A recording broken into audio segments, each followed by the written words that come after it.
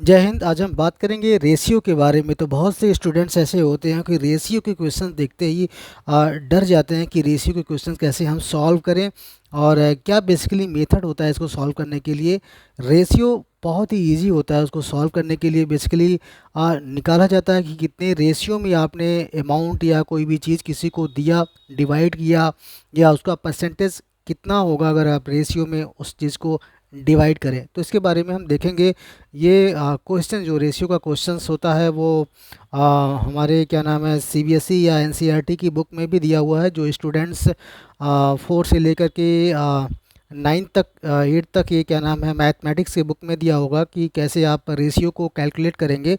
तो बहुत सारे स्टूडेंट्स इसको लेकर के कंफ्यूज रहते हैं। तो उन्हीं कंफ्यूजन को आज हम डाउट को जो उनका होता है वो क्लियर करेंगे। और इस टाइप के क्वेश्चंस आपको एसएससी वगैरह में भी पूछे जाते हैं। एसएससी हो गया, फिर रेलवे के एग्ज़ाम हो गए, इस टाइप के जो एग्ज़ाम्स होते हैं उसमें भी आते हैं। तो बहुत ही अच्छा टॉपिक होने वाला है। इसको आप लोग थोड़ा सा कंसंट्रेट कर लीजिए। बहुत लेंदी नहीं है, बहुत ही ईजी है रेशियो। इसको कैलकुलेट करने के लिए मैं जो मेथड बताऊंगा ये आपको समझने के बाद आप कोई सा भी क्वेश्चन चाहे कितना भी घुमा करके एग्जामिनेशन में आपको पूछे उसको आप इजीली सॉल्व कर पाएंगे। सबसे पहले हम ये देखेंगे कि रेशियो होता क्या है। जैसा हमने यहाँ पे लिखा हुआ है रेशियो होता क्या है, तो इसको हम रेशियो को सबसे पहले हम एग्जाम्पल के थ्रू समझेंगे, तभी आपको समझ में आएगा कि रेशियो होता क्या है। मान लीजिए मान लीजिए आपके पास 100 रुपीज़ है। यहाँ पे हमने 100 रुपीज़ लिया हुआ है। ठीक है, 100 रुपीज़ को अगर 10 बराबर भागों में बांट दिया जाए, 10 बराबर भागों में बांट दिया जाए और उसमें ये कह दिया जाए कि जो 10 पार्ट्स हैं, 10 पार्ट्स हैं, 10 पार्ट में 2 पार्ट आपने राम को दे दिया, 2 पार्ट आपने किसको दे दिया, राम को दे दिया। 3 पार्ट आपने किसको दे दिया, श्याम को दे दिया, SHYAM, श्याम को दे दिया। और जो 5 पार्ट है वो आपने किसको दे दिया, क्यान को दे दिया, KYAN। मतलब हमने 100 रुपीज़ को डिवाइड किया, कितने पार्ट में हमने बांटा, 10 पार्ट में हमने डिवाइड कर दिया। 10 में से जो 2 पार्ट है वो हमने राम को दे दिया, 3 पार्ट है वो हमने श्याम को दे दिया, और जो 5 पार्ट है वो हमने क्यान को दे दिया। अब देखो 2 + 3 + 5 टोटल 10 पार्ट्स आ रहे हैं इसको। ठीक है, तो 10 पार्ट्स को हमने 3 लोगों में डिवाइड कर दिया, राम, श्याम और क्यान।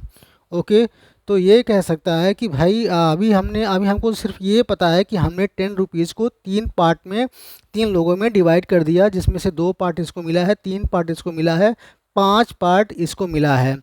अभी किसी को ये नहीं पता है कि हमको कितना रुपया मिला है। न राम को पता है, न श्याम को पता है, न क्यान को पता है। तो अभी हमने क्या किया है, सिर्फ पार्ट में डिवाइड किया है। अब यहाँ पे देखते हैं कि एक तो ये हो गया कि पार्ट में सबको कितना परसेंटेज मिला, क्योंकि टोटल 100 है, 100 को हमने 10 पार्ट में डिवाइड किया और 10 में से 2 पार्ट हमने राम को दिया। तो हम ये देखेंगे कि राम को कितना परसेंटेज मिला, किसका, पार्ट का। श्याम को हमको कितना परसेंटेज हमने दिया, किसका, पार्ट का। पार्ट का हमने कितना परसेंटेज श्याम को दिया। फिर क्यान को हमने कितना परसेंटेज दिया, किसका, पार्ट का। उस टाइप के क्वेश्चंस को टैकल करने के लिए, हल करने के लिए, सॉल्व करने के लिए हम इस तरह से उसको सॉल्व करेंगे। सबसे पहले यहाँ पे देख लीजिए। अब ये जो हमने डिवाइड किया है राम, श्याम और क्यान को, इसको लिखेंगे कैसे, 2:3:5। मतलब 2 पार्ट हमने राम को दिया, 3 पार्ट हमने श्याम को दिया और 5 पार्ट हमने क्यान को दिया। टोटल ये कितना है, 10 पार्ट्स है, 10 पार्ट्स है। अब हम देखेंगे अगर इसमें कोई कैलकुलेट करने के लिए बोले कि राम को हमने कितना परसेंट दिया, तो राम को कितना परसेंट दिया, टोटल हमारा कितना है, 10 है। टोटल हमारा 10 पार्ट्स है। 10 पार्ट्स में से हमने 2 पार्ट राम को दिया, तो 2 पार्ट हमारा ऊपर आ गया। उसके बाद से इसको अगर 100 से मल्टीप्लाई कर देंगे तो ये हमारा कितना आ जाएगा, 0 0 कट गया, हमारा कितना आ गया, 20।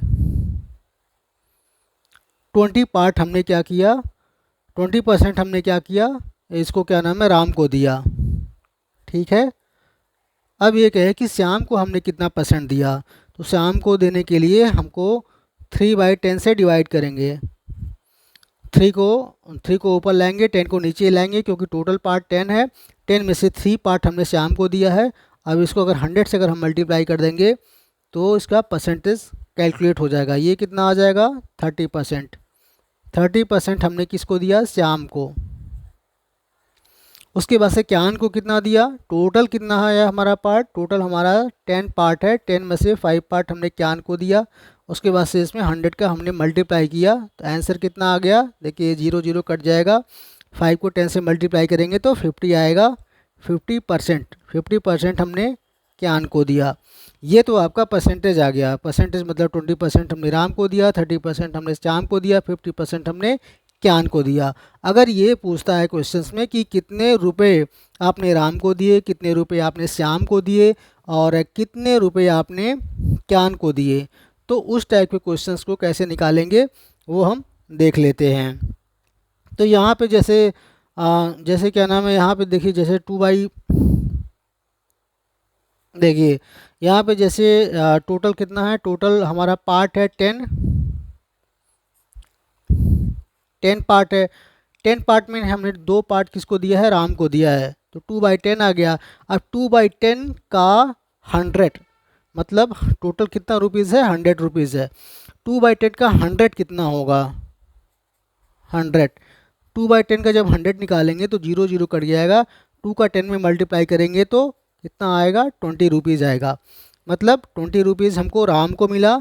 अगर श्याम को कितना पैसा मिला है, कितना रुपया मिला है, इसका अगर निकालेंगे तो टोटल पार्ट कितना है 10, और 10 में से हमने कितना श्याम को दिया है, 3 पार्ट दिया है। किसका 3 पार्ट दिया है, मतलब 3/10 ये किसका है, 3/10 जो पार्ट है ये किसका है, 100 का है। यानी 100 से हम मल्टीप्लाई करेंगे, 100 रुपीज़ से मल्टीप्लाई करेंगे तो यहाँ पे इसकी वैल्यू आएगी 30 रुपीज़। 30 रुपीज़ यानी श्याम को हमने कितना दिया, 30 रुपीज़ दिया। अब बारी आती है क्यान की।